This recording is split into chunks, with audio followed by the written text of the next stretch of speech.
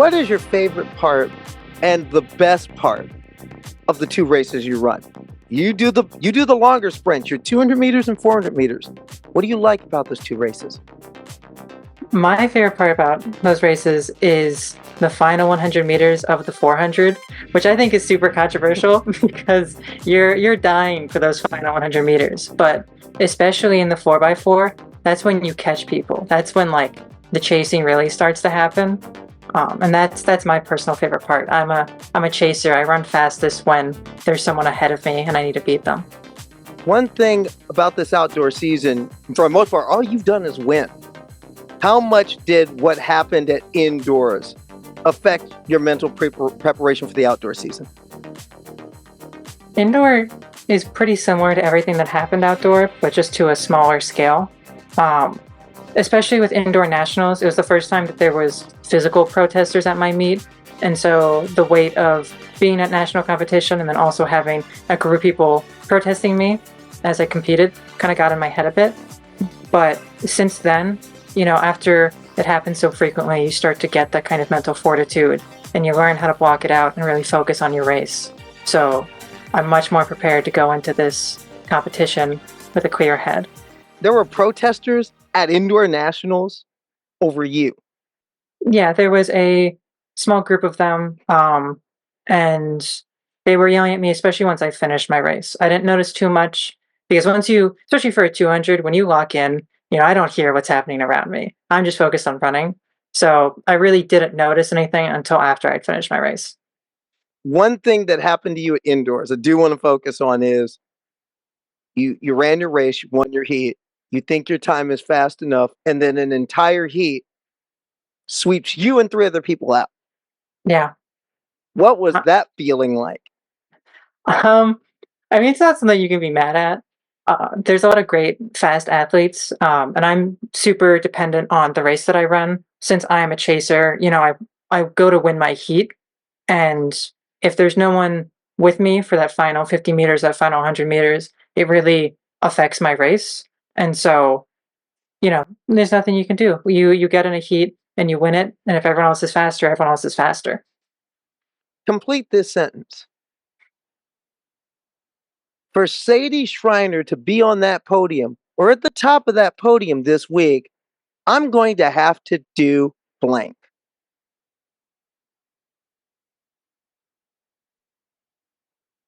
My best is probably the best response. My coaches always focus on making sure I'm relaxed. When I run my races, I'll tense up too much, and so I always run best when I get to stay relaxed. And that's really when any athlete runs their fastest, is when they're relaxed and confident.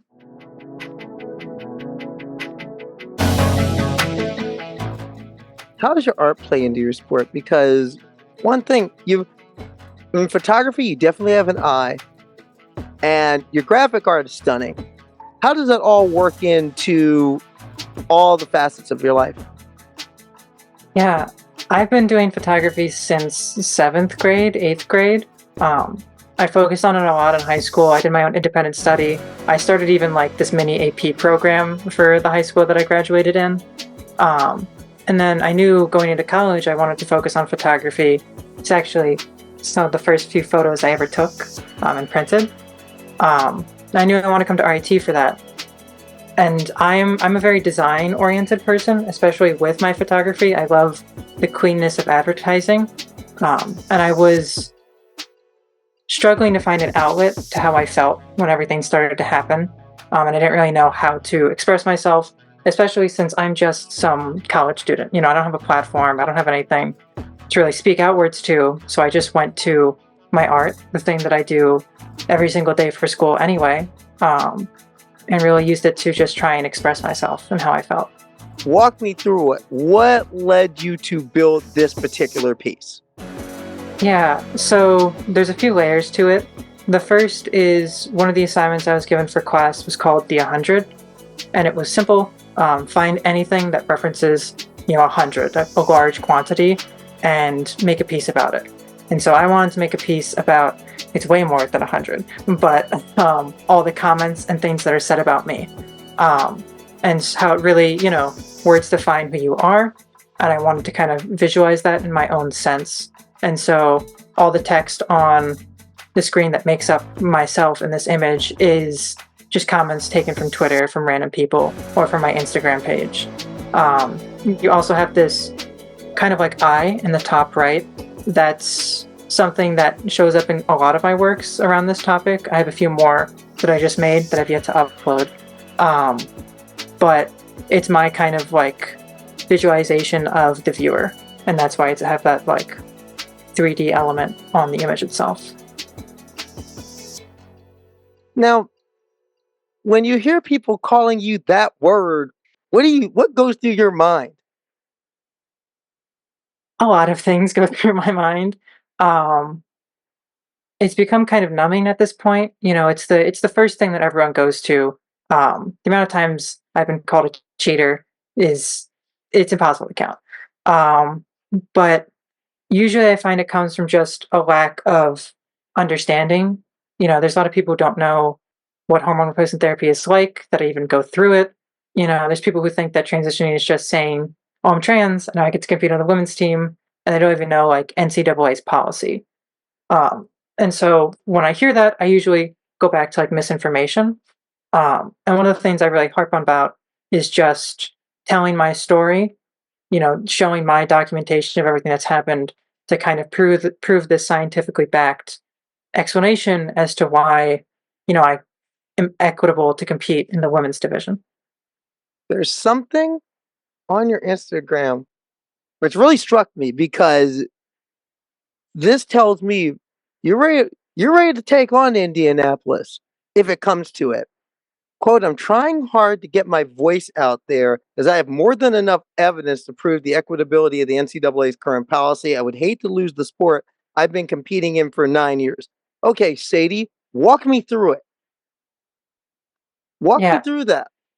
So I've been competing in track and field for 9 years. The majority of that has been running the 400, which is my favorite event. Um, and you know, through middle school, I was state championship. I was setting school records. In high school, I was top of my league. And I started taking medication, and my time plateaued at a nice 50 point. And I went into RIT with that time. You know, the coach is expecting that I was going to whittle down. And even I thought that only like 3 months on medication wouldn't do that much to my body. But I go into the track team, and everything's completely different. You know, I'm working out, and my calves start to explode.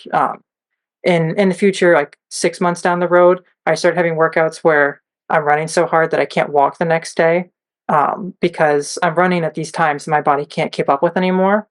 And I very quickly noticed that this wasn't something where I was out of shape. This was something where things were different and I needed to adjust. And so I took the year to myself and I didn't compete. And I come back, and all of a sudden I went from running a 50 point to running a 60 point. And we've been slowly cutting that time back down as I've gotten more used to the way my body works. Um, but it's a speed that I'll never be able to reach again, I'm sure. So make sure I get the timeline right. You started HRT before you started college. Yeah. So I knew I was trans throughout my high school life, but I knew transitioning would have complications with the track team. So I waited until the last like month or two of my senior year of track to go on medication. And then I started to socially transition going into college so I could come in as Sadie, as who I am. Mhm. And since then, I've been on medication for 2 years now. So essentially, freshman year of college, you was like, no, I'm taking this year off. I'm taking Yeah. this year off. I'm gonna figure. I want to learn who I am. Not even just And that, but like I need to learn how my body works because I noticed a huge decrease in my muscles, really in my legs especially. I visualize running sometimes as like shifting gears, you know, between different speeds you could go, and all of a sudden I was incapable of shifting gears. I was unable to just get faster. It was either sprint or jog, and there's nothing in between. Um, and it was a telltale sign to me that you know, my muscles were different and my body was different. And unless I changed how I was working out, I wasn't going to get any improvement. now, how did you do that? I want to know this for me. I wish we had. I wish I could have talked to you like 5 years ago. I wish I could have heard this. Trial and error, honestly. a lot of it was fighting my own mental, like, my own mentality of I used to be able to run this time, I should be running this time in the workout. Um, and I would do that and I would destroy my calves and be unable to walk. And so it became tapering and experimentation for a year as I figured out what worked and what didn't. One of the biggest things that I realized pretty early on was that drills involving high accelerations, so going from slow to top speed, those were the most brutal on me and my legs. Um, just because I'm sure that 1 year point, as my muscles were changing and how they grew, my calves really became a lot weaker. And so that transition of speed would start to really wear down on my legs. And so I had to think of other ways to work out, other longer drills, focusing on endurance before I could start to go back to speed. How do you keep yourself above the noise? You just kind of have to. It sounds weird to say, but I'm still a college student. I'm still an athlete. I have to go to practice every day. I have to complete my classes. I have to do my work, and focusing on that is how you get through it. Things don't just stop because someone says something negative about you. You have to keep going, and so probably a lot of resilience is and stubbornness on my end is what does it. Has there ever been a point when it's just like, would these people leave me alone and just let me run? Yeah, for sure. But at points like those is when I reach out to my team and, ask to hang out and they, help distract me. And that's usually how I handle it. So one thing, how important is that? Super For those who important. may not understand it, how important is it to know that my team is backing me, my coaches are backing me? They're not going to just leave me hanging out there to deal with It's all this alone. yeah, it's everything. Even just one person, having someone who is just positive towards you really makes a difference. When you feel like there's this huge amount of negativity in your life, when you have all these people like screaming at you, um, even just having one person be kind to you really ends up making your day and making that difference. This week, when you look at who's going to be in these races with you, who sticks out to you as far as, if I'm going to get to where I want to go, I know that I've got to deal with this person. I figure one would definitely be Kennedy Wade from Mount Union. Yeah, I mean, everyone is super competitive. I wouldn't be surprised if someone drops a 53 in the 400 or there's another 23 in the 200. There's a lot of competitive athletes and it's a really close race. Um, I have a lot of friends from U of R who I'm excited to see at nationals and compete with, and they're probably the people I'm most excited to race against. Racing against your buddies, racing against your friends. How hot is there a rivalry between RIT and U of R? Not a huge one. U of R is such a competitive college and such a nationally ranked college that we're not fully there yet. We're striving our hardest to get there, and I think especially next year we're going to have some crazy performances and we're going to really take a stand. I think that's when the rivalry will really start. I know one person who from U of R who probably hasn't forgotten about you, maybe even throwing darts at your picture, and that's Madeline O'Connell. I love Madeline O'Connell. She's probably my favorite person to race against because we really push each other. I know that a lot of my top times wouldn't be there if I wasn't in a race against her, because having that person to chase and having that person to pace with really makes all the difference. Liberty League 400 final. Walk me through the back end of that, because you were fourth at the 200-meter mark.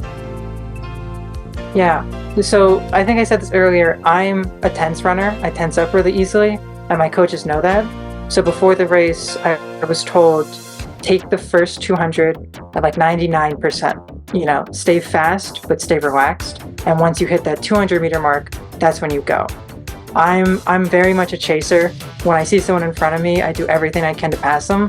So having that distance be created in front of me in the 200 and then catching in the final 200, that's my specialty. Have you thought about the history involved? In NCAA history, you've had 3 transgender student athletes who are first team All-Americans. Have you even thought about, I could be number 4?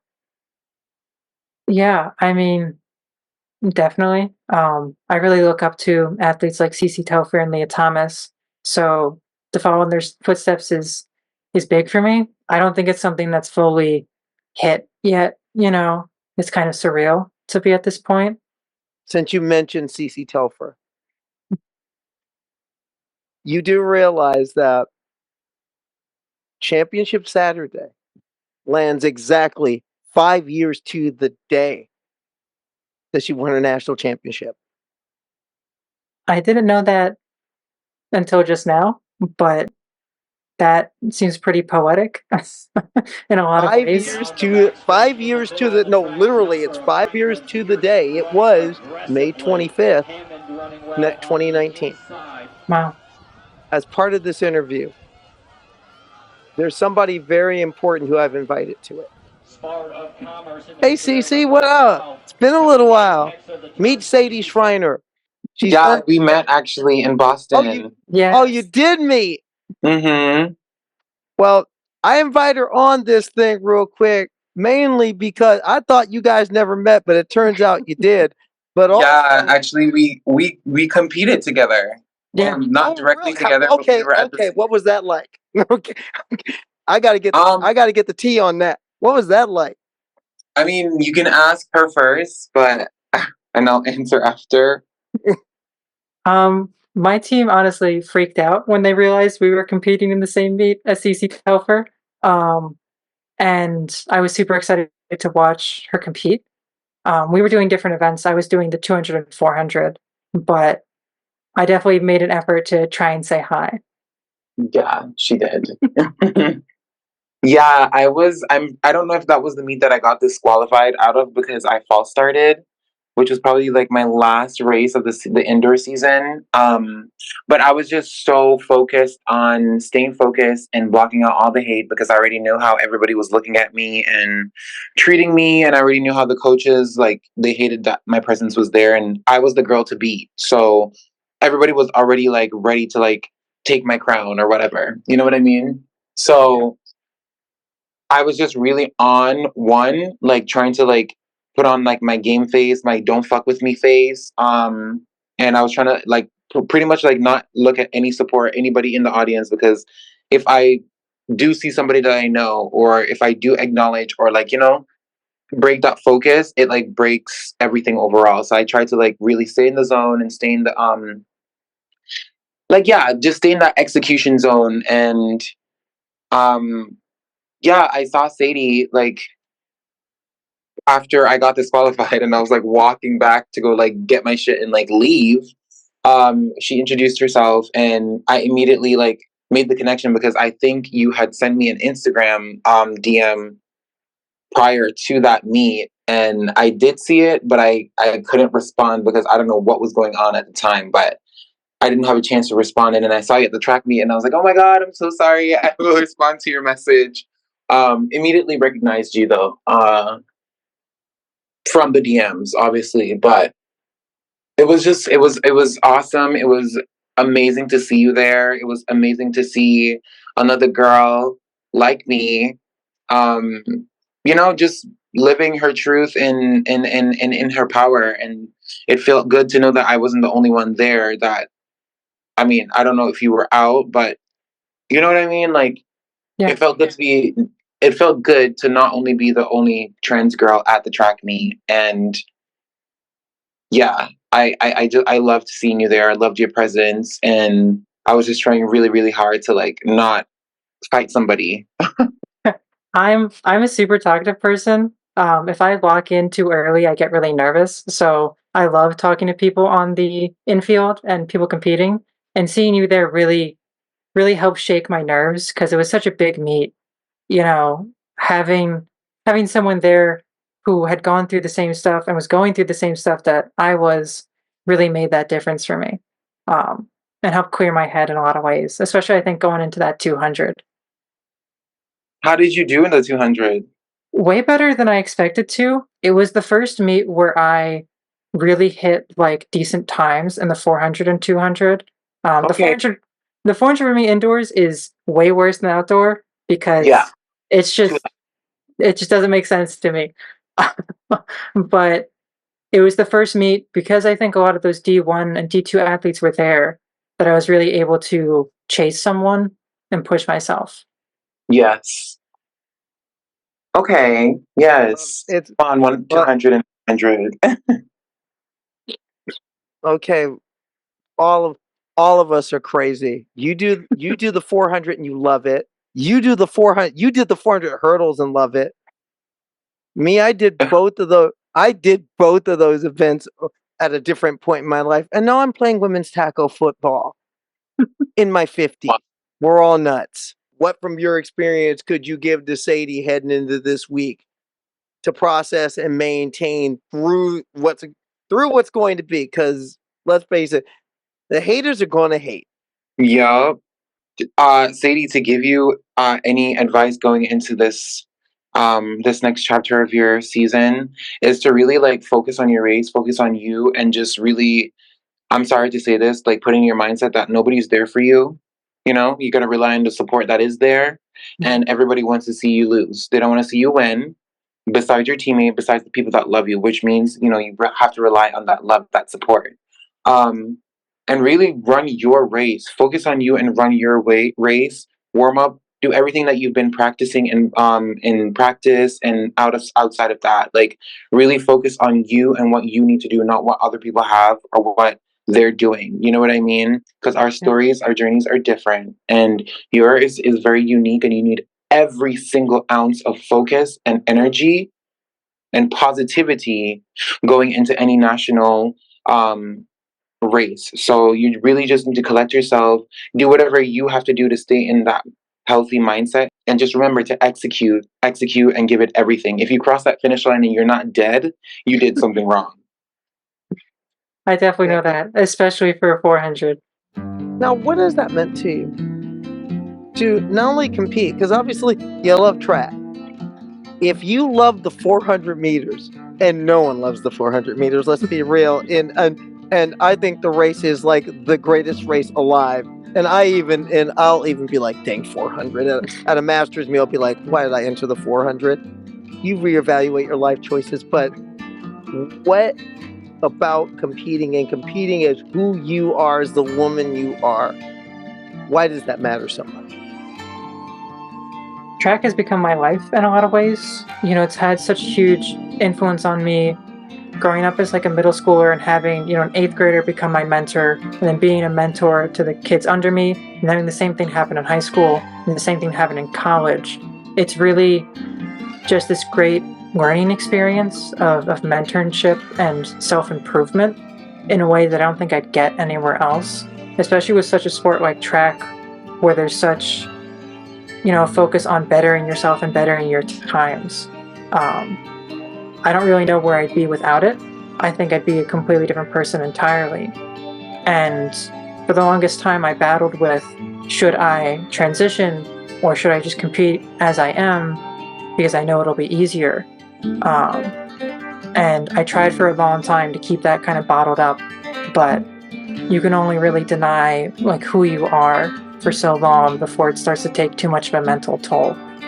And so being able to present as who I am, being able to be who I am, being able to compete as who I am are super important.